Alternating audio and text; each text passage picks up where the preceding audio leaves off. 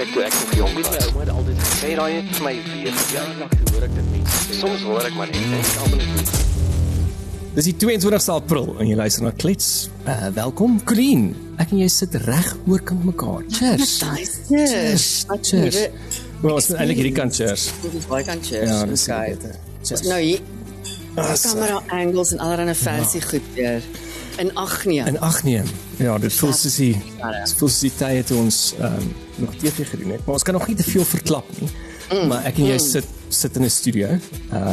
En dit is die Maar ons werk aan 'n paar verwikkelinge. Ja, baie ligtes. exciting verwikkelinge. So watch the space as they say. So binnekort sal ons julle laat weet. Kom ons sê die eerste week in Mei. Eerste week in Mei sal alles reveal word. Ja. May Day. En waar. En openbaar. Ja, dit is natuurlik my verjaarsgeskenk aan jou. Baie dankie Matthys. Ek het nou besluit dat maybe met ons maar ietsie spesiaals Ek maar doen. 'n paar meer keer Pretoria toe ry. Vir jou verjaarsdag, ja. Ja. Maar dit gaan ons eintlik altyd alles oor my en Sofia. Dis eintlik waar dit gaan. Ja, so as jy 'n Lister engine in die background hoor, dit is nie noodwendig load shedding nie. Dit is Sofia van Wilmich Potgieter. Ja, met haar maatjie. Met haar maatjie Woutertjie. Wel, maatjie is 'n groot woord. Maybe dalk meer as spyker. Ja, of arme Woutertjie spyker, maar hy spyker niks raak nie, wat ek baie bly is oor. Ja. Maar ja, so Woutertjie is... Ja, want I'm not a fan of a French sausage. Jy weet? No, that might be a bit weird. Ja. Ja, ek dink. Ja, en albei hondebreeds is al klaar so 'n bietjie arrogant en this is my space en jy is my slaaf. So imagine jy combine nou daai twee. Ja, dit behoort dit is eintlik iets waarna ek wil dink nie. Kom ons sê so. Bietjie van 'n Julius Malema daar uitdraai. So gepraat van Julius, terwyl ons sommer daarin gaan, het jy gesien wat gebeur het die afgelope ruk met Julius? Hy moet 5 jaar tronk toe gaan. Ja, 5 jaar tronk toe gaan, maar hy het dit nou ge-appeal. Dus wat is Julius sonder appeal? Ja. Met sy appeal. Anders is dit effektief 5 jaar tronkstraf. Die kenners en 60.000 rand boetes. Ja. En as hy ook nie die boetes betaal nie, dan verleng sy tronkstraf. Ja. Maar ek is seker Juju het daarom 60.000 rand. Ja, vir een of ander vander wat vir hom 60.000 rand sal gee. Ja, die kenners sê blykbaar dat even met sy appeal effektief is best case scenario sal hy dan 2.5 jaar in die tronk kry. Wat vir my baie interessant was. Ek en Mal hy voor hy judge was. Ja, Tannie Toinette. Ja.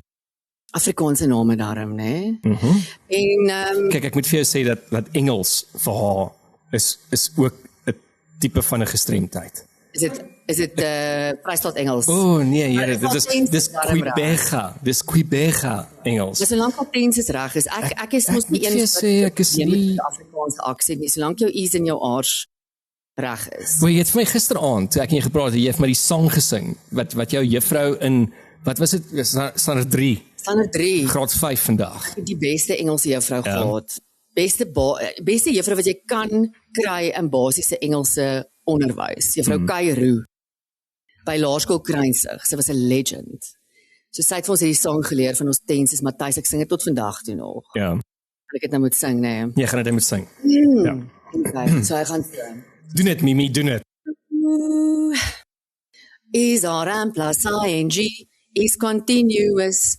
Present tense takes do or does. Past tense just takes did. Future tense takes will or shall. Just remember that. That's our lesson for today. Our 4 tenses. Dankie, Colleen. Round of applause. Dankie. Na al die jare. Ons onderwysers het geweet hoe. Hulle het geweet hoe om goed in jou... Ja, daar was altyd 'n rympies, né? Daar was altyd 'n rympie, daar was altyd 'n ding wat so half gedig, ja, rympie het nou gesê, rympie of 'n liedjie. 'n liedjie. Dit is maar hoe ons geleer het. Onthou jy hoe het ons die 10111 geleer? Die nommer vir die polisie. O, daai ene, ja. Yes. En so het vir jou geleer het 10111. Nie dat hulle nou geantwoord nie, maar dit was toe nogal behulpsaam gewees. Dit was daai ding, daar was mos daai ads ook gewees van as 'n groot mens met jou lul moet nie bang wees om te praat nie. Skakel 0800 123 321 tolvry. Daai tolvry was altyd vir my funny gewees. ry met lol en tol. They possibly did not think that through. Okay, maar terug na Tannie Toinette toe. Toinette. Ja, so hy is toe nou baie meek en mild in die hof en toe hy daar uitkom te praat hy van die white bitch. Ja. As dit tussen sy ondersteuners is en daar sing hulle weer kill the boer, kill the farmer. Dis asof die ou dink hy is absoluut invincible. Untouchable. Niks kan met hom gebeur nie. Kyk, hy's 'n goeie politikus en hy weet om die game te speel, maar joh, Matthys, hy ry vir my bietjie daai arrogansie lyn baie meer gevaarliker is byvoorbeeld Trump wat hy so haat. Ja, ek weet nie of dit ek het nou nogal probeer dink van 'n jonger Julius, want dit het ook nou gegaan oor Fikile en Belula. Natuurlik die sekretaris-generaal van die ANC wat toe nou ook sy steen agter Malema gesit het om te sê dat toe hy die Youth League leier was Fikile. Ja, want onthou dit is toe hy sy matriek gekry het. So dit is hoekom hy nog in die Youth League was. En hy sê nou dat hy staan volkome agter Julius en Julius word geviktimiseer en ek weet nie wat se klomp kak ook oralste nie. Maar ek wonder of dit Julius se arrogansie is en of dit Ozempic is. Maar kyk, daai is verseker op Ozempic. Ja. Dus, mense sê hy het 'n slow puncture, maar ek dink daai is Ozempic. Is either 'n slow puncture of Ozempic. Ek dink ook is Ozempic. Dis my baie interessant hier ons want ek was nie bewus van wat Fikile nou besig is om aan te vang nie. Fikile en Guyton, hè. Guyton sê ook hy verlustig homself nie, al is dit sy teenstander. Verlustig hy homself nie in iemand se ondergang nie, want hy verstaan wat beteken op 'n tronk te wees. Kyk, Matthys, mense moet altyd kyk na wat nie vir jou gewys word nie. Of wat nie gesê word. Veral in die media oomblik.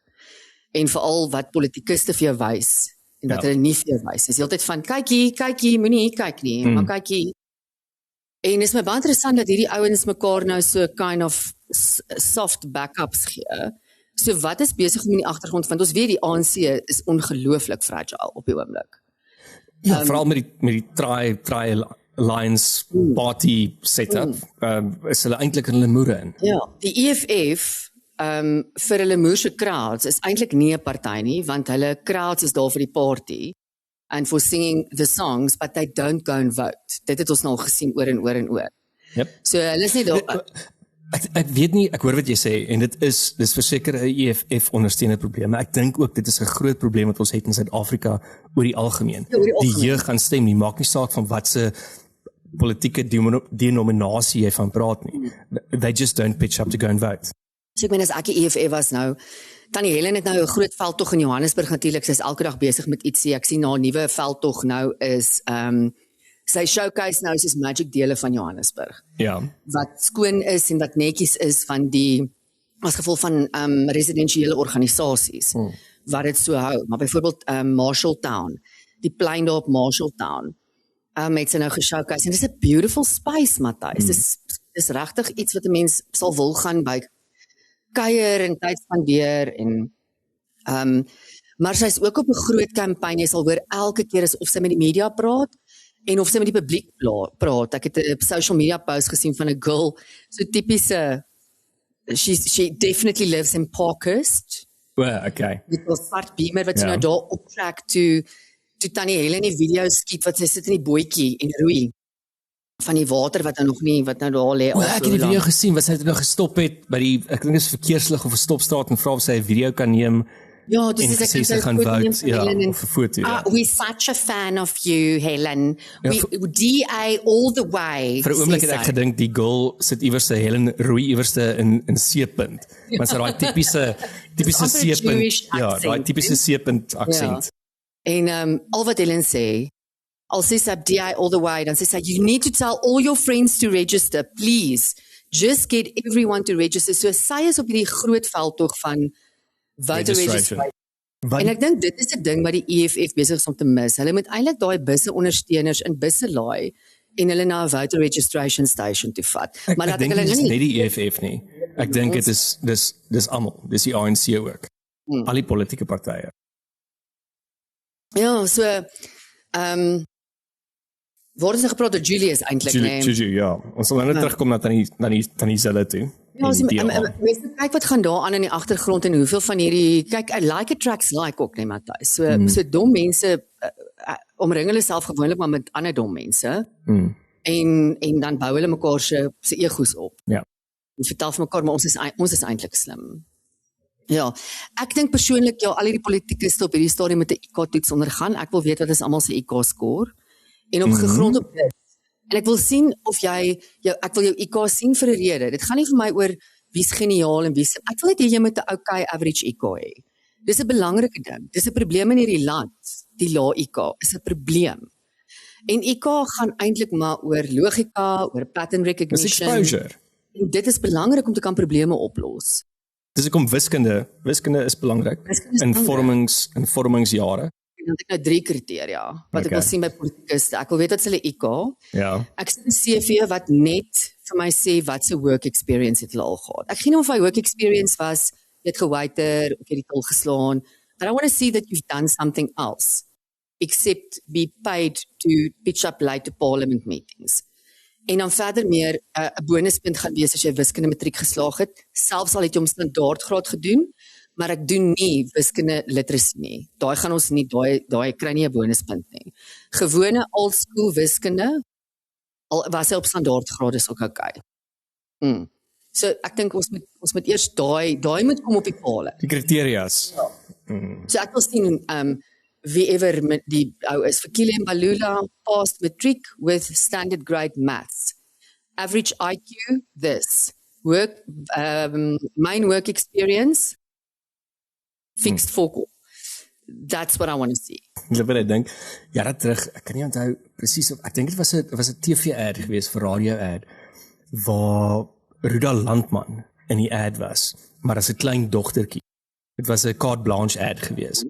Waar sy die klein dogtertjie is en sy sit in die dokter, die algemene praktisyn, die gewone GP se spreekkamer. En die dokter begin met haar praat en as 'n klein dogtertjie vra Lura dadelik, maar hoeveel het jy gekry in jou finale eksamen met medies? Want dit is nogal vir my belangrik om te verstaan, gaan ek jou uitspraak of jou verdict as my dokter, gaan ek dit glo of gaan ek dit nie glo nie? En ek dink daai's 'n moeë goeie punt wat jy maak, want dit is 'n groot ding wat ek nou lately sien in die hele campaigning ding. En dis dalk daar waar die DA vir my dit ook, ek wonder op die stadium oor van die goeters. Helen het so sterk begin. Veral Helen het verskriklik sterk begin in Joburg. Maar gaan sy dit kan sustain tot en met ons algemene verkiesing? En wat se haas uit die hoek gaan jy trek daar 2 maande of 'n maand voordat ons krisis moet gaan maak? Waar die een kant is wat hulle sê dat die DA het baie meer tyd vir campaigning, want hulle het al vroeër begin. Maar die ander kant is ook dat die DA is dalk moontlik besig om baie strategie weg te gee, al vroeg in hulle campaign, wat die ander partye in die later gedeeltes van campaigning teen die DA kan begin gebruik, as hulle nie 'n moeëse goeie campaignplan het, om te sê dat teen Oktober gaan ons hierdie slaan. So ek meen, hoeveel potholes kan Helen Zille nog in visvang swem of in roei? Hoeveel, ons almal weet dit. Jy kan dit elke dag doen, en vir ons dit weer wys dat dit op ander plekke ook is. Maar op 'n sekere stadium gaan dit monotonous raak. Ek hoor dit jy sê, pas van onderwysersweek het onderwyser gehad wat altyd vir my gesê het, it's not about starting strong, but it's about finishing strong. En daarvoor het jy 'n bietjie uithou vermoë nodig. Kyk, as jy nou vir my sê die DA en hulle uithou vermoë, ja, dalk die groter DA en die ander individuele lede het ek nie heeltemal, kan ek vir jou met oortuiging sê nie, wat ek vir jou kan sê is, tannie Helen nog lewe, gaan sy vir hom strong finish. Ek meen, sy het dit al oor en oor in ons. Ek hoop sy lewe nog. Ja, sy lyk aan hom sterk en aan die gang. Want daai kan 'n fok op wees. En as jy nou praat oor die potholes, Matthys, en hoeveel potholes kan jy nou nog in gaan swem? Jy weet, dis nie net die potholes nie, daar's 'n legio issues in Johannesburg. So I can imagine the next campaign gaan iets wees oor robotte wat nie werk nie, of die next campaign gaan wees iets oor al die gemors wat oral rond lê. Of daar is net so 'n legio idees wat sy kan uitvoer, omdat dinge net so absoluut fucked is.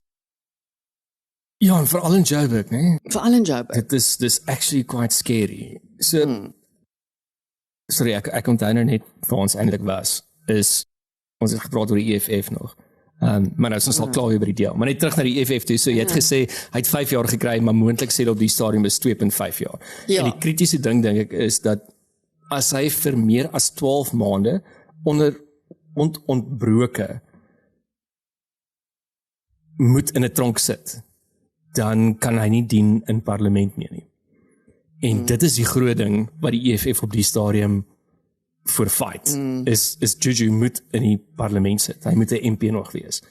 So ek dink hulle gaan hulle beste probeer, en hulle gaan haas uit 'n roete uit probeer trek, om net nog steeds in parlement te kry. En die ander probleem wat die EFF mee wil sit, skus, en dan wil ek nou nie meer oor hulle praat, want hulle is my kakboring, maar die ander probleem wat hulle mee sit, is hulle het geen contingency planning gedoen nie. So die EFF is Julius Malema. Ja, dis net met die MK. Ja.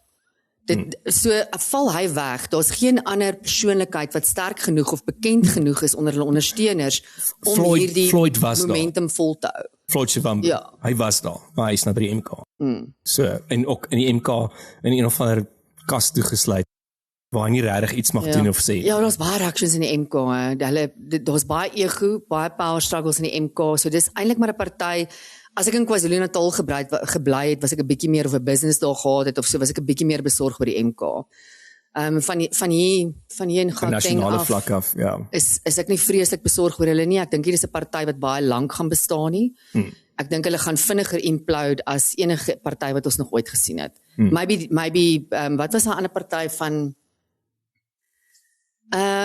die tannie man, Dokter Rampele, Rampele, ja. Ja, wat was daai party? Voordat sy met die DA saamgesmeld het, ja, Terry Legotta, wat nou onlangs oorlede was, of is, hy was ook in die party, en ek kan nou nie meer verstaan, Yuri, was nie Yuri nie. Nee, was die Angela. Ek onthou, ja. Ek kan nie onthou nie, maar sien hoe vinnig vergeet 'n mens, né? Ja. So mense dink partymal hierdie goed gaan so moerse impak hê, maar partymal gee ons dit meer aandag omdat die media dit showcase, want hulle showcase daai goed want dis clickbait. Dis clickbait. Ons wil hierdie goeters lees, so hulle blaas dit groter op as wat dit werklik is. As wat dit nodig is. As wat nodig is. En dan in ons minds word dit ook hierdie groot ding. En ek dink 'n mens noem dit propaganda eintlik, maar ja, we're back there. Daar's maar altyd ou bietjie propaganda oral. So van propaganda gepraat, so Gordon Hill Lewis, Jordan, ek het jou nou aangesteek met my Gordon. Ja, Jordan Hill Lewis. Ons gaan vir my bynaam kry. Ons gaan moet. Ons sal nog dink. Okay. GD, ja, ons sal nog dink. Okay. Maar die ene is vir 'n week lank in die amp as die leier van die DA. En in 'n week het ek my opinie heeltemal van die man verander. Okay, hoe so? Ek weet nou nie so sy doen en later in die nuus gevolg nie. So natuurlik verlede Sondag was sy verkiesing gewees as die federale hoof of leier van die DA. Die volgende maandag was hy dadelik saam met campaigning met Helen Zille eers Soweto toe, en toe was hy in Lorium gewees in Pretoria, en op 'n sekere stadium het hy nog vir Cyril ook iewers ontmoet as nou die nuwe leier van die DA, waar die twee instansies, die twee grootste partye in die GNU nou die presidente van daai partye mekaar ontmoet. So dit was maar eintlik net 'n bietjie van 'n ego-streel en 'n typical blowjob gee. Sofia, ek weet, ons praat van Cyril, maar dis okay. Dis okay, my skat. Dan het hy in die eerste etlike paar dae so woke geturn, wat vir my eintlik half skrikwekkend was. Was hy nie maar nog altyd, nie? Ek dink as mens seker gaan kyk na sy ouderdom, hy was seker nog altyd, maar hy was nie vir my so blaatant woke gewees nie. Okay. Want ek dink op daai stadium het hy kon net sê wat hy kon sê van City of Cape Town in daai konteks. Maar weer eens moes hy gerapporteer het aan 'n paar levels op in die DA. Now he is the one. Ja, hy is nou die myn konyn. Hy is nou die myn konyn. En een van die goeters wat ek weet jou gaan afpis, hy het verskriklik uitgevaar oor Trump en basies gesê dat hy ondersteun glad nie vir Trump nie. Hy dink dit is fascisties, allerlei ander tipe van woorde wat hy ook gebruik wat ek nie nou kan onthou nie. Ja, of hy nie van Trump hou nie, pla my nie. Die ding is, don't say that. Hoekom sê jy iets oor Trump? Die probleem is, jy hoef nie van die man te hou nie. Maar daar's daai probleem van onderskeid tussen die man en die daad. Tussen die man en die policy op die stadium.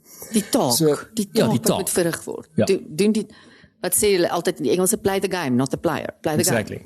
So Jordan het dadelik toe nou daar die player gespeel en dit was actually op Newsroom Africa in 'n onderhoud wat hy gedoen het.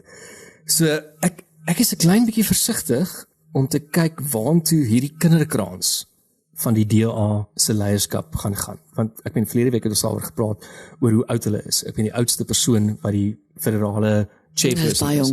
Hulle is 'n jaar ouer as ek en jy. En ons het ook nou al besef dat ons is nou die groot mense in die kamer. Ons is nie meer die kinders nie. Alhoewel dit nog steeds so voel. Ons voel nog steeds moontlik 2012. Ja, maar kyk Matthys, as jy nie van Trump hou nie of jy het 'n negatiewe opinie oor Trump, sê ek weer eens. Ek gaan nog steeds van jou hou. Ek kan ek hou van mense wat verskillende opinies het. My eerste ding is dit. Ek dink dit maak jou noodwendig woke as jy nie van Trump hou nie. Dit gaan oor waarom jy nie van Trump hou nie. Daar gaan ek vir jou kan sê, do I think you're a fucking woke or not? Maar die eerste ding is, en sy amp waar hy nou is, en die take wat, the game he needs to play now. En wat hy gesê, daai Sondag wat hy gaan speel, hy posisioneer homself as die nuwe president van Suid-Afrika 2029. Daar waar hy nou is, daar's baie ander goed in Suid-Afrika waaroor hy eerder kan praat. Hoekom praat jy oor Trump? Dit maak niks nie beter nie. Rarig. Jy doen dit ook nou maar van clickbait. Wat 'n ander ding is wat my baie interessant is, en ek dink daar gaan dalk reactions kom. Ja. Dan. As hy dan nou 'n woke, wat ek nog steeds nie regtig oortuig is, ek hoor dit jy sê, maar ek is nie oortuig dat as jy van Trump hou nie, as jy woke. Maar wel, die statistiek bewys wel dit. Ja. As ons kyk na die Amerikaanse populasie. Ja. Ons kan nie praat. Ek moet eers hoor hoekom hy nie van Trump hou nie, and then I can tell you. Maar in 'n onlangse onderhoud was begin April, was dit mos die Business News Conference. Toe sy wat Helen Zille is, 'n lang onderhoud gehad met Alec Hogg, baie goeie onderhoud, as jy dit nog nie gekyk het nie en jy's nog steeds nie oortuig dat Helen Zille 'n fucking eyster is nie, gaan kyk die onderhoud. Sy mins nie haar woorde nie en sy's so consistent. Dit wat sy nog al die jare sê sy nog steeds. Maar sy het 'n ding daar gesê as gevolg van, sy het gepraat oor Musi Maimane wat uit die party uit is en die spats wat sy met Herman Mashaba gehad het en so aan. En sy sê vir jou stryd wat sy dink van Herman. En dat he's not to be trusted en hy swing en hy gaan waar die money is. Sy mins nie al woorde nie. En dan praat sy oor Musi en sy sê dat sy praat oor die balans, as jy kan sê die balansgrafiek van links na regs in die DA. En dat die DA meer center right is. Ja. En dat Musi te woke was. En dit was al woorde. Te woke vir die DA se beginsels.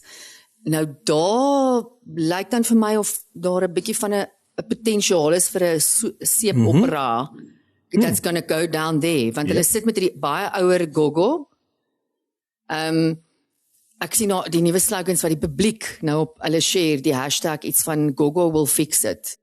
En dis so cool marketing campaign. Ja, dit is, nee. Because you put it out there and the public came back with that. Ja. Gogo will fix it. Ja, ek hoop hulle bemarkingsspan is clever genoeg om daai op te tel en te hardloop. Maar daar gaan dan definitief, ek sê net vir almal in die DA, as julle ooit hierna luister, los net vir Tannie Helen uit in Johannesburg, gaan doen julle woke kakkies op ander plekke. Ek het gedink ons kan vir Gordon Loos, nee ons kan nie, want ek het nou 'n ding nog gemis, Sy naam begin met 'n G, nee. Jordan, ja, hoekom? Ja, nee, ek het aan iets anders gedink, maar anyway, my dysleksie het my nou hier terribly geval. Doen julle dingetjies waar julle is. Go make the Cape woke, go please everyone in Sea Point. Los net die tannie hier vir ons.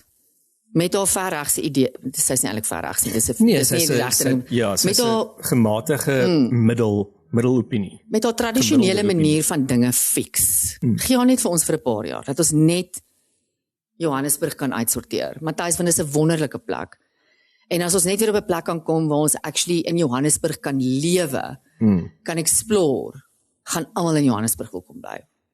Kyk, van die opinies wat ek gelees het en geluister het die afgelope week oor die uitlatings wat Jordan nou gemaak het die afgelope ruk, is ook dat die groot ding wat hulle gesê het, hoekom hulle van Steenhuisen moes ontslaag geraak het, is omdat hy die party uitverkoop het in aanhalingstekens aan die ANC, as gevolg van die GNU. He didn't fuck up agriculture, in my opinion, maar die publieke persepsie is dat hy het. So daar gaan jy groot... Die boere sê hy het. Die boere sê hy het. Dis die mense wat dit eers gaan voel. So as die boere sê... Hy het dan... rede geval daar, maar ek dink dis nog 'n rede hoekom hulle om eintlik wil... Ek dink dit was eintlik die grootste rede gewees, as gevolg van die fou pas wat hy daar gemaak het. Maar die ander kant is ook dat die algemene opinie is dat hy die DA uitverkoop as 'n baie sterk oppositie nou na iemand wat in die ANC se kraal is. Maar die tipe van uitlatings wat Jordan maak die afgelope ruk is actually maar die ANC se internasionale beleid. En actually maar dit wat die ANC eintlik sê. So is ons besig om 'n nuwe leier groot te maak van die DA of is ons besig om nog iemand wat in die ANC se tiet suig net verder te paai? Ek dink dis die vraag wat die afgelope week by my opgekom het, is hy regtig die persoon wat die DA kan vorentoe vat om 'n presidensiële kandidaat te wees in 2029? Of is hy net nog iemand wat die sitplek warm hou vir die ANC-DA koalisie? Ja, ek kyk nou die algemene die DA maar 'n bietjie ANC titie gesuig vir die laaste ruk in die Government of National Unity. Ja, ek weet nie baie van Jordan af nie. Ek moet vir jou sê, ek sal myself bietjie meer gaan educate. So ek kan nie regtig vir jou opinie velg buiten wat ek weet wat hy in die Kaap gedoen het nie. Maar other than that, I know nothing about the man. Ek dink dit is die groot gevaar ook, is dat mens weet niks van hom buite die konteks van burgemeester as die Kaap nie. Die Kaap is nie noodwendig Suid-Afrika nie, Bra. Daar's 'n groot landskap buite die Wes-Kaap. En dit wat werk in Kaapstad gaan nie noodwendig werk in Pofadder, Aberdeen of Bloemfontein nie. Die ding is, ek dink ook dit wat werk in Kaapstad, hulle het 'n baie ongebalanseerde en dis weer eens net my persepsie van die nuus wat ek sien, ongebalanseerde approach gehad tot wat in Kaapstad gefiks het. So ek meen as jy in Seepunt bly of in Fresno of whatever, is Kaapstad of in Stellenbosch. Dis lekker. Dis baie lekker om in die Kaap te bly. Maar as jy in Khayelitsha bly, 'n hele ander storie. So daar ek dink die gaping daar, as mens nou moet sê die Gini coefficient daar is baie meer as wat dit byvoorbeeld in Johannesburg is. Hierso even die ouens wat elke nou en dan uit Duinfern en uit Stein City uit moet ry, moet deur Fourways Volk verstaan om by die highway uit te kom, en daar sien hulle wat regtig aangaan en hulle word blootgestel daaraan en hulle word deel van daai stelsel se dinamika. Waar in die Kaap, jy hoef nie, jy kan veilig bly in Seepunt en elke nou en dan moet jy dalk Lughawe toe ry. Oh, what torture. Praise be. Just keep me safe, up to the airport. But did you know what's worse? What, Meryl? Driving. So we flew to Joburg. Yeah. And? We landed in Lanseria because oh my word. No, I said to Bern, listen, we're not landing in Kempton Park. I only go to OR if it's a layover to London. So we landed in Lanseria. So beautiful and green. Bless you. Yeah, Bless you, Meryl. We were staying in Sandton, but then we had to drive through this awful place called Diepsloot and Fourways. Joburg is a horrible place, I tell you. Ja, so daai mense is in sulke veilige clusters. Soos midstream. So, ja. En even midstream moet so nou en dan ook ou Waterrein dan met hulle deur Tembisa donder. So ek weet dis eintlik die beautiful ding van Suid-Afrika nie. Maak nie saak waartoe jy gaan nie. Op 'n sekere stadium fok jy deur een van die plakkerskamp. Op 'n sekere stadium is ons almal keep you humble. Is ons almal gelyk. Behalwe in die Kaap. Daar hoef ons nie gelyk te wees nie. En daai is 'n ding wat hulle nie vir my reg approach het en reg genoeg aandag aan gegee het nie. In die Kaap, dis nie sustainable nie, Matthys. Die Kaap gaan nie vir altyd so bly nie. Dit wat hulle daar create het, is nie sustainable nie. Dat dit is nie meer, ek het die vorige week het ek 'n artikel gelees dat Suid-Afrikaners wat in rande verdien, kan op die stadium net nie meer bekostig om in die Kaap te bly en 'n lewe te maak nie. Want ons moet ook verstaan dat die Kaap is ook een van die stede wat eintlik een van ons capitals gesien kan word wat die minste betaal, salarisgewys. Jy vat 'n kat as jy Kaap toe gaan, want jy koop 'n leefstyl en jy wil daar gaan bly. Maar so ook is dit dubbel die prys om daar te bly as wat jy in Johannesburg bly. Dan is dit baie makliker, koop jy vir jou vliegtuigkaartjie al, is dit kakduur en gaan kyk vir 'n week of 'n naweek in die Kaap. Dit is wat meeste mense doen. Hulle is besig om terug te trek. Ja. Dat is onbekostigbaar. Nee, dit is so. Geen maar die countryside any day above Cape Town. Ek verstaan nie die hype nie. Maar okay. Okay. So natuurlik een van die ander goedes wat nog steeds ons het verlede week waaroor gepraat is die oorlog in die Midde-Ooste. Is nog steeds in die gang. So was die stryd oop. Stryd is Vrydag. Die guys kan hom gaan vaar. Maar nou moet ek ook net 'n declaration gee. Dit is die 18de April wat ons hierdie opneem. So dis baie vroeër van ons datum van uitsaai gewoonlik. Maar 'n paar ure terug is daar 'n moontlikheid dat die stryd nou weer gaan toemaak. Okay. Want Iran het gesê dat die stryd kan oop wees, maar dan moet dit oop wees. Jy kan nie om oop maak, maar dan sit Amerika nog steeds daar waar hulle sê, maar okay, my vloot gaan nog steeds die goederes beheer nie. Maar dan is hy eintlik nie oop nie. Which I kind of understand. So beheer Amerika enigstens iets daar. Hulle het mos vlootdienste wat in gedeeltes in die stryd sit om 'n tipe van 'n blokkade te wees, so al die ander skepe kan in en uitvaar behalwe Iranese skepe. Okay, ek is nou baie deurmekaar. So jy wil vir my sê Amerika blok die stryd en nie Iran nie. So Iran het hom geblok heeltemal, het hom toegemaak en gesê dat net lande wat vriendelik is met Iran kan deurvaar. Ek moet ook net nog 'n disclaimer, dis hoe ek het verstaan op die stadium met dit wat ek gelees het. Nee, ek trust jou want ek het my dan amper seker baie eerlik. Wat? Ek het so hard gewerk hierdie week dat ek nie eens in die nuus gekyk het nie. Nee, jy pis bitter. Ja, breaking news vir my was elke oggend I woke up when my alarm went off.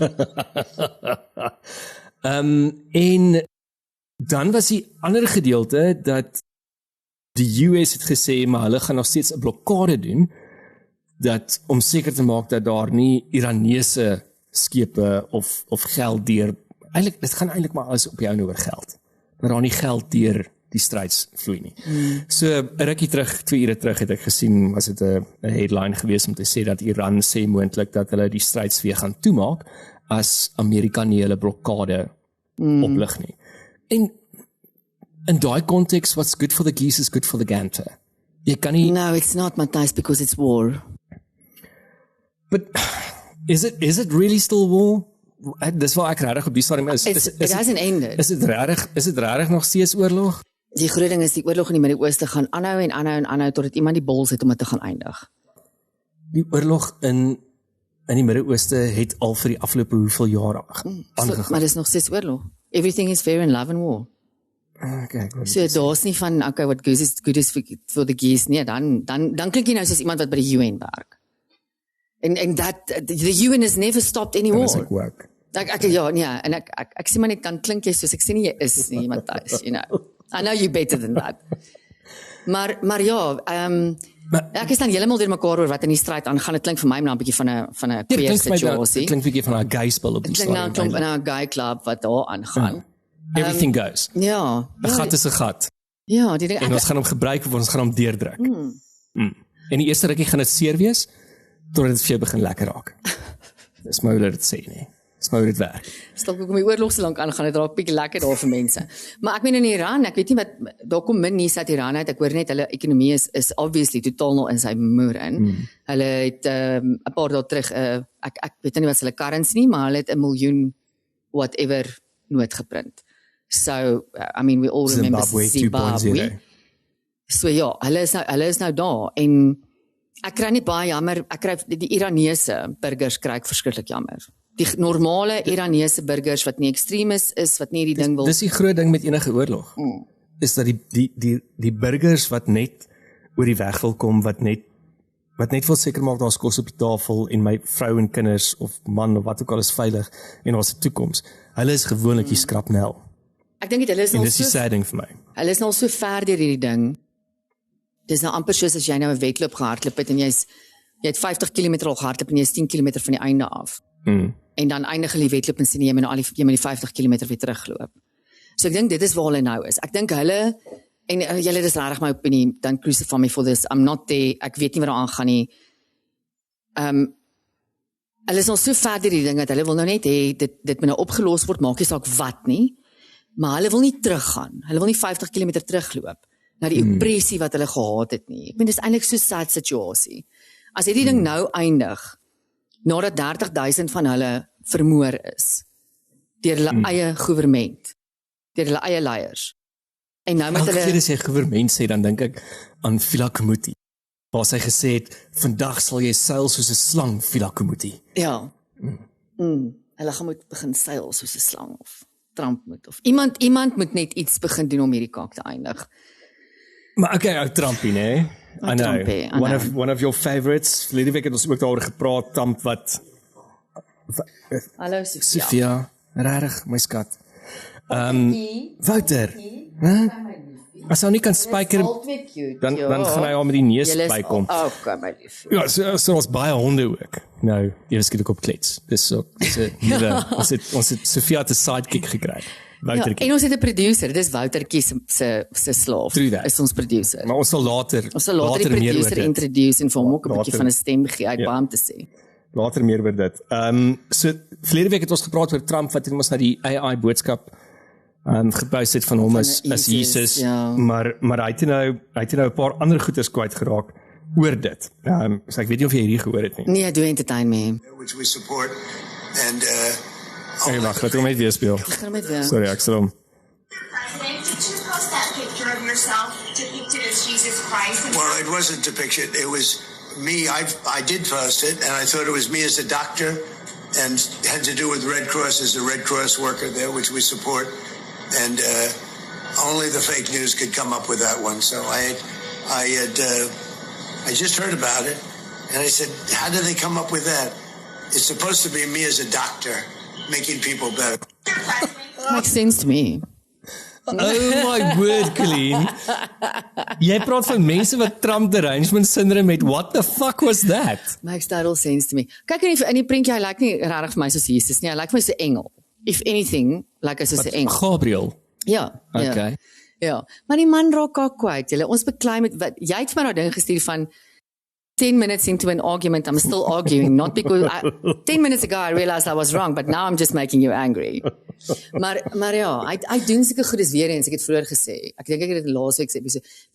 Kykie, nee, kyk nie. Hy doen hierdie goed en ons val elke keer daarvoor. En die media begin, hulle val daar, hy weet hoe operate die media, so he's playing them. He's absolutely playing them. Die ding wat ek lately begin agterkom het, en ek het eintlik dit begin oordink, en ek moet nog 'n bietjie gaan verder weer lees en luister, maar eintlik in geskiedenis terug gaan lees en luister.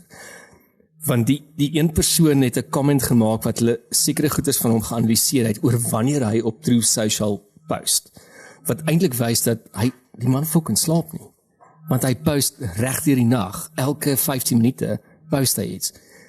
Enige persoon wat nie slaap nie, I mean, it's not healthy. Ek raak byvoorbeeld soos heilerig. Ek raak heilerig en maar hy het al in die publiek gesê hy slaap baie. Al die mense haat my as ek nie slaap nie. So ek moet slaap kry. Anders is ek nie 'n lekker mens. Nie myself. So eerste ding, hy slaap nie. Die tweede ding is wat die persoon uitgelig het, is elke keer as Trump die waarheid probeer omseil het, binne die persoon se konteks, dan gebruik hy fake news. So ek wil 'n bietjie gaan kyk na dit, want dit is so half 99% van die tyd. As Trump in 'n hoek gedruk word, fake news, dan is dit fake news. So ek dink daar's iets omtrent dit. Nee, verseker. Ek gaan doen 'n bietjie analise vir ons. Ek dink ons baie goed mense kan, en ek seker mense werk daaraan en ek sal like om die resultaat op stadiums te sien van ook die tye wat hy hierdie goed post, wat weer eens kom van kykie, maar ook hy speel in die media se hand en hy weet hulle soek hierdie goed. So daar gaan dalk iets moers in die agtergrond aan, iets baie belangrik. En sy regering, sy kabinet sê vir hom, hoorie maar, hoe gaan ons die media se aandag hiervan afhou? En hy sê, oh, don't worry, I got it. I'm going to post a picture of myself as Jesus. Don't worry, they're not going to look at want die media kyk nie na die belangrike goed nie. Die media love hierdie kak van 'n AI foto. Het hy gesê, of ek het gesien, dis 'n commentary wat op social media gehardloop het, na hierdie ding van die dokter, wat hulle sê, maar eintlik het sy persmense, sy PR-mense vir hom gesê, the image was doctored, en al wat Trump gehoor het is dokter. So nou sê hy was nie Jesus nie, hy's eintlik net 'n dokter. Ek glo, it's a comedy. It's a comedy. Ja. Maar die beriggewing op die Strait of Hormuz is so kak, dat jy nie eers op hierdie stadium weet, is hy oop of is hy toe nie? Is hy oop of is hy toe, of is die Amerikaners oop, wat? En ons regering speel ook hierdie ding lekker, Matthys. Ek het gister 'n ding gelees, dat die olieprys, waar hy gister was presies dieselfde as waar hy in 2021 was. Ja, hy het moers afgekom, en die rand het ook baie versterk, die Vrydag, verlede Vrydag. So daar is eintlik nie rede vir ons government. Plus hulle het vir ons gesê, moenie worry nie julle, ons het 3 maande se voorraad hier. Ja, jy het 'n bietjie daar. So why are they playing this game? Great, Well, okay. Speaking about the games we play, Cyril, hy is mos maar lus vir ou speletjie. Wat maak hy? So Cyril, ons het uiteindelik 'n nuwe ambassadeur vir Amerika. O ja. Die ene Rolf Meyer. Oom Rolf is 'n skamele 78 jaar oud. Hy lyk goed, nee? Nee, hy lyk goed. Maar ja, dit is 'n ou oom, hè? Ja, hy's ou. Kan hy nie nou op sy stoep sit en whisky drink nie? Moet hy nou trek Washington toe, daar gaan in toue staan om te probeer mure afbreek wat apparently AfriForum en Solidariteit gebou het. Ek weet, is hy nou lus daarvoor op 78? Ek sal nie fucking wees nie. Ek weet nie wat hy kan uitrig in Amerika en met die verhoudings tussen ons en Amerika nie. Ek dink wel hy is die laaste ou wat ek verwag het hulle sou gekies het, maar ek dink dit was 'n baie goeie keuse. Sy naam is al 'n hele ruk terug in die hoed gegooi. Omtrent so 2 jaar terug, dink ek. Net nadat Rasool persona non grata is, was sy name actually een van die name. Maar hy was eers 'n paar maande terug het dit gebeur. Was laas jaar ergens is Rasool Wat is tyd tussen vriende, Colleen? Ja, in die politiek in Suid-Afrika. Ek dink is 'n goeie ou om te kyk. Rolf Meyer was ook baie betrokke by die oorgangstydperk in Suid-Afrika. Die Kudesa en goed. So ek dink daar die ou is 'n diplomaat in murg en been, maar ook 'n baie goeie fasiliteerder en onderhandelaar. So ek dink hy's 'n baie nice ou, hy's level-headed. Hy is fisies en mentally nog baie goed vir sy ouderdom. En weet jy Matthys, ek voel eintlik baie jammer dis vir my nice dat hy dis vir my sad dat net in die politiek kan ons gaan tot bo 65 en nog werk. Dis amper vir my weer eens rules for thee but not for me, nee? What's good for the geese is good for the gander. Ja, kom my nou stem ek met jou saam daar, Matthys. Want nou kyk ek byvoorbeeld net na omgewings om my waarin ek operate en ek sien hoe hierdie mense met soveel institutional knowledge en soveel experience en kennis en weet hoe om goeders te doen, gesideline word, omdat hulle ewesklik 65 is, want ons regering sê so. Maar die ouens in die regering kan gaan post dit. Ja. So ja, dis 'n groot beginselprobleem wat ek al jare het oor dit. Dit is 'n terrible ding vir my. En hulle raak al hoe strenger en strenger met dit, want obviously daar is 'n jong werkersmag wat nou die werkersmag moet intree. Maar julle lei hulle ook nie ordentlik op nie. So dis die hele sistemiese probleem van hulle maak nie skool klaar nie. As hulle skool klaar maak, is hulle nie bevoeg nie. Dan kom hulle nou op by die ouderdom. Ek werk met soveel mense, ek het 'n kollega, sy's wonderlik. Sy noem haarself 'n SASSA candidate. Ja. Want sy's naby aan aftree. Aan pensioen, okay. Ja. En dan, ja, dan refer sy so elke nou na as self as 'n SASSA candidate. En hierdie ouens het baie, in al ons kulture in die land, het hulle baie om nog by te dra.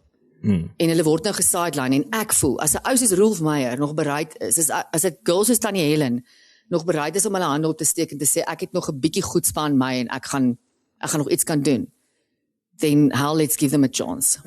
Daar's moerse institutional knowledge, as dit kom by iemand soos Rolf Meyer, met sy ondervinding in die apartheidsregime, en van die tydse NP party tot en met post-apartheid, en ek weet, dis maar daar waar hy en Cyril begin pielevleg het, is by Kudesa.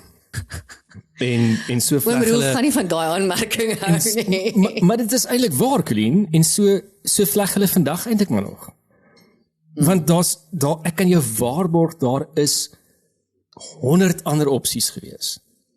Maar Rolf is gekies, want ek het jare se ondervinding, vriendskap, en ek kan nou nie oorfluister wat moet gesê word. Die groot ding wat ek dink wat Cyril hier probeer speel het, is dat let's send the white man. Ons kan nie 'n swart persoon nou stuur na Amerika.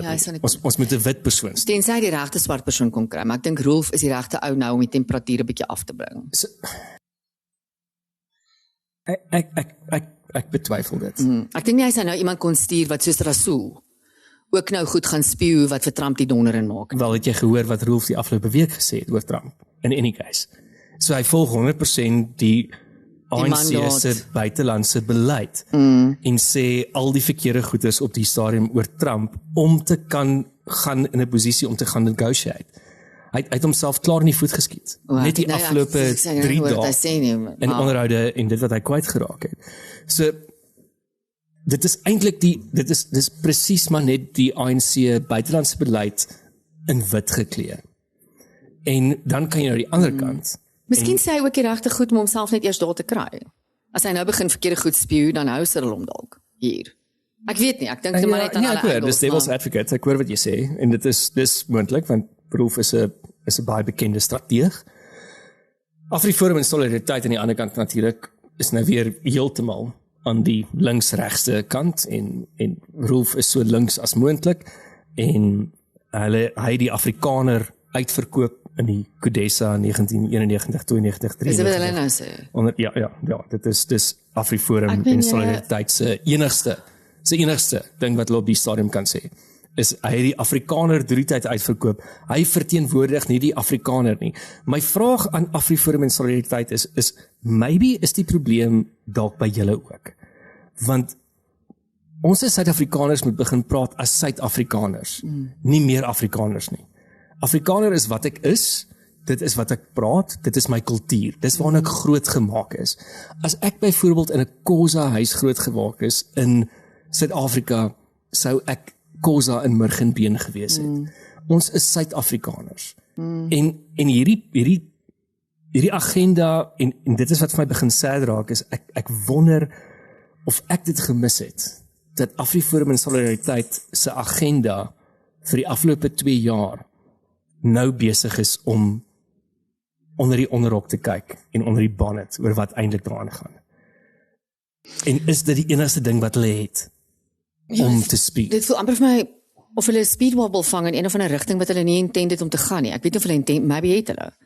Maar ek stem met jou heeltemal saam, Matthys, en ek meen ek het nog altyd net goeie goed oor beide organisasies gehad, wat eintlik maar een organisasie, maar ek hou van wat hulle doen vir die Afrikaner. Ek dink daar's niks fout daarmee. En vir gemeenskappe. Ja, ek dink daar's niks fout daarmee vir organisasies om na 'n spesifieke gemeenskap te kyk of so aan nie. 'n Spesifieke gemeenskapsbelange op die hart te dra nie. Maar nie ten koste, ek stem met jou daar heeltemal saam, nie ten koste van ons greater Suid-Afrikaanse identiteit nie. That you cannot do, want dan gaan jy eintlik net meer skade maak as wat jy nou goed doen.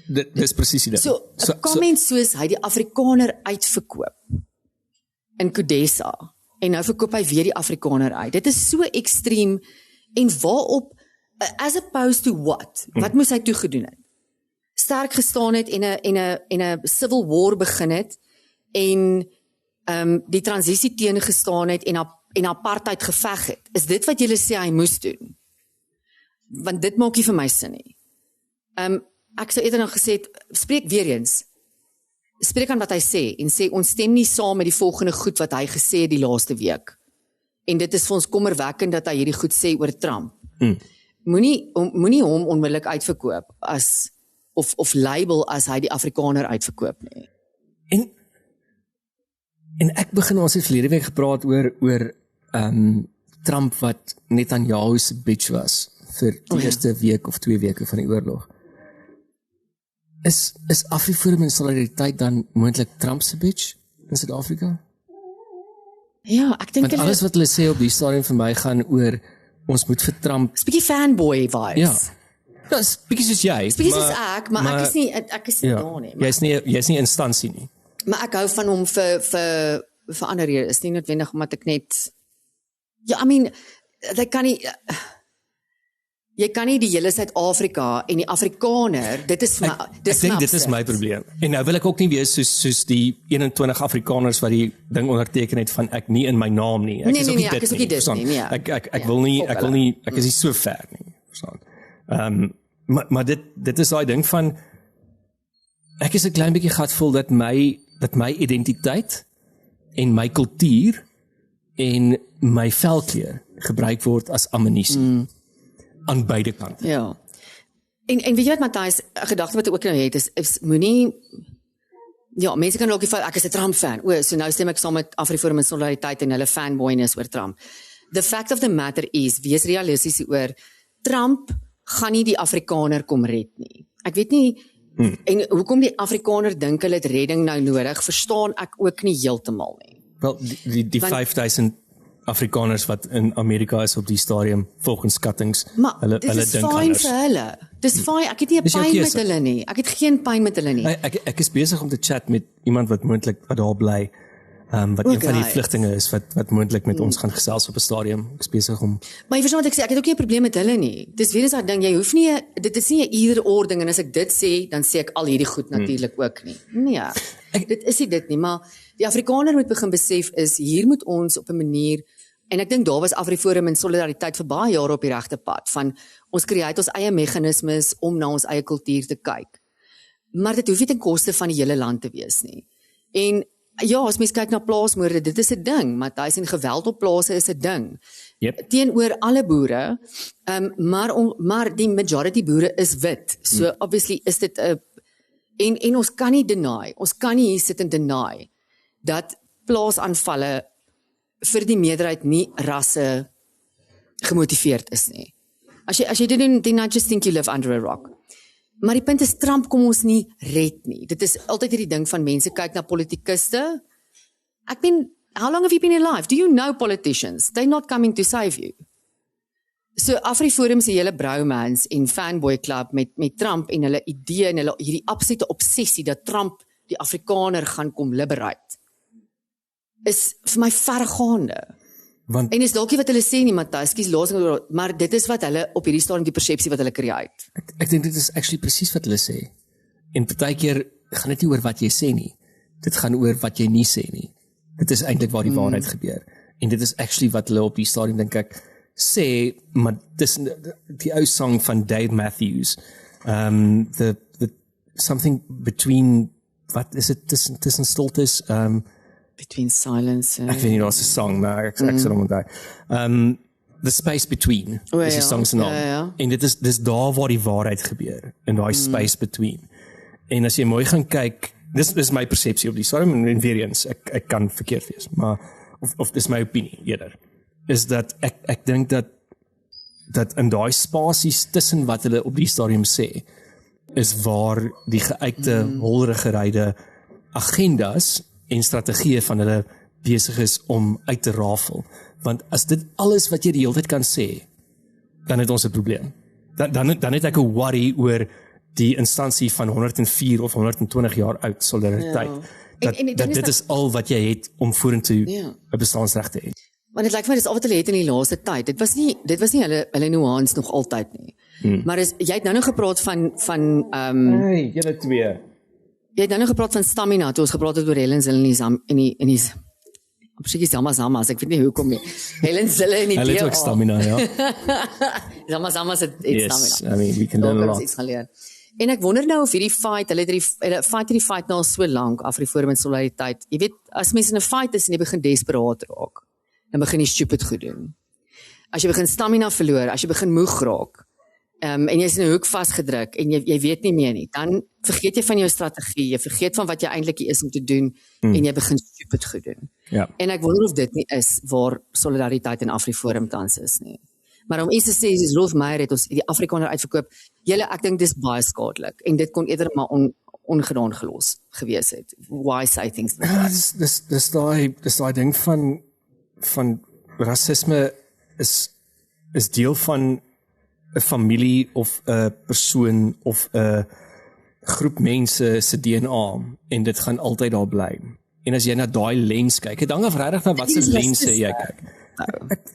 Ek dink dit is, want ek meen as jy daai gebruik en jy sê dat hy die Afrikaner uitverkoop wat by default dan die wit blanke Afrikaner is uitverkoop, dan sê dit vir my dat in essence wil jy nog steeds hê dat die blanke Afrikaner die oppergesag in Suid-Afrika moet hê. As jy sê hy het hom 3 tyd uitverkoop en hy verkoop hulle nou weer uit, dan is dit nog steeds vir my daai selfde Afrikaner ideologie van ons is die uitverkorene spesie of ras in Suid-Afrika. Ek stem nie daar heeltemal met jou saam nie en ek dink mense moet baie versigtig wees. Ek is moeg om versigtig, nie ek is moeg ook, maar ek is versigtig om enige iets op hierdie stadium net rasisme te noem. Net omdat jy fight vir een kultuurgroep is nie te sê jy's racist nie. Verstaan wat ek sê? So ek hoor jou argument, maar ek is baie versigtig deesdae om enige iets rasisme te noem, want ek is moeg daarvoor as ons nie met iets saamstem, dan sê ons dis rasisme nie. Nee, jy is reg. En ek dink ek sê dit uit die predisposisie dat die wit Afrikaner is geassosieer met rasisme en met apartheid. So maybe sien ek dit uit daai hoek uit, wat ook nie vandag meer 30 jaar later relevant is nie. Wat ek wel dink hulle doen, met 'n comment soos daai, wakker hulle rasisme aan. Hulle doen niks anders as wat Malema op hierdie stadium doen nie. En dan is die vraag, maar is dit die bestaan en die bestaansreg van instansies soos Afriforum en Solidariteit? Ek dink nie so, ek dink hulle is net besig om die plot te verloor. Hulle het Tannie Helen of iemand, hulle het 'n kantoor tannie nodig om hulle te gaan toespreek en sê manne, Tannie Meisie, kom ons ruk die strategie van 10 jaar terug gou hier uit en let's revisit. En kyk waarvoor ons regtig staan, want julle is besig om die plot te verloor. Is we still on the same path? Is we still on the same path? As what we were 10 years ago. Okay, so Welkelien, ek het so ek het lig. Wat het jy vir ons? Ek was die laaste ruk vreeslik obsessed met musiek, want met die jong kinders wat ek nou deesdae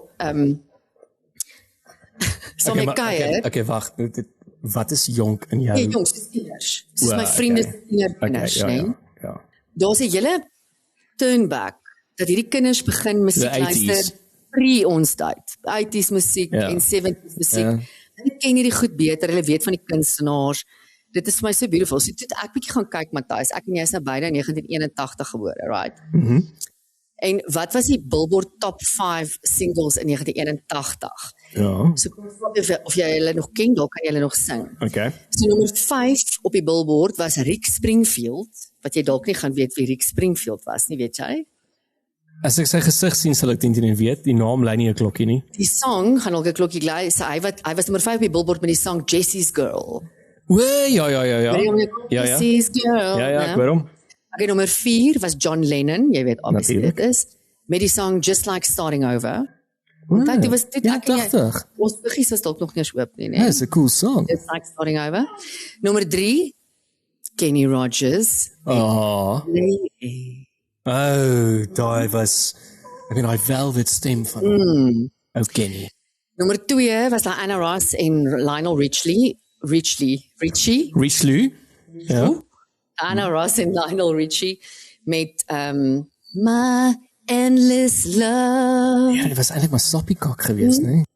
En dan nommer 1 was Kim Carnes met Betty Davis Eyes. Daai is nog steeds een van my favorite songs. Ja. Is dit die song music, was Paris en is dit daai song, né? She's got Betty Davis eyes. That's the one. So ja, die jaar het ons gebore, dit was die top 5 Billboard singles van 1981. Ek sal vir julle ek vermoed ons is dalk die oudste mense in hierdie kletsgroep, dink jy? Dink jy ons ouer mense? Dink jy? Sien ons 'n bietjie e-mail. Ja, laat weet ons bietjie. Jy moet ons Billboard revisit. Ja, laat weet ons net of ons regtig die oudste mense in die kamer is op die stadium. Maar dit sal fucking sad wees. As ons regtig die oudste mense in die kamer is. Ouer is ons. Ja, nee, true, ek ook. Maar dis ons vriende. Maar sê vir ons bietjie wat jy gebore is en dan doen ons jou top 5 Billboard. Ja, dis 'n cool idee. Nou, so stuur vir ons 'n e-mail by klets@afrikaans.radio. klets@afrikaans.radio. En dan weet ons wat se billboards clean vir ons moet uitspuw. Oor wat se top songs was daar in daai jaar van jou geboorte. Maar ek dink ons het kak songs nie, né? Dit was goeie songs, Matthys. Ek weet die mense wat in 2026 gebore is, hulle gaan moet skraap. Maar kyk, 1981 was 'n baie goeie jaar vir musiek, nee. Ek weet nie of jy dit weet nie, MTV wat nou nie meer bestaan nie. Ja, dit is bestaanjaar van 1981. Ja. Alhoewel ons het eers in ons tienerdae dit gekry in Suid-Afrika, maar dit was in Amerika in 81, ja. Ja, it was a big music revolution. Dis kom sulke funky mense is. We were born to a beat. We were born for music. Slave to the music. Okay. Anyways, ek dink dan op daai punt volgende week praat ons bietjie oor krag. Ek het 'n interessante stat gekry oor die winter wat voorlê en wat dis elektriese krag. Elektriese krag. Geen my krag nie. Nee, ons gaan nie gym toe nie, Colleen. Kragman en die kragvrou. Nee, ons los dit vir op my ys. Ons kan op stadium daaroor praat. Maar volgende week kan ons 'n bietjie kyk na krag. So as jy in winter ingaan en jy gebruik sekere apparate, hoeveel gaan kos daai apparaat jou per maand? En veral nou met die prysverhogings van die krag wat op hande is. So hoeveel gaan die winter jou uit die sak uitjaag? So volgende week kan ons daaroor chat. Maar dit was lekker om jou face to face te sien. Ja, vir jou ook. Cheers. Drink. Sofia. See you next week again. Dankie dat jy geluister het. Volgende week is ons terug met nog klets. Onthou om vir ons 'n e-mail te stuur en sien jou volgende week. Cheers. Bye. Kyk, toe ek nog jong was, my ouma het altyd gesê, raai net vir my weer, ja, ek hoor ek dit mense. Soms hoor ek maar net, almal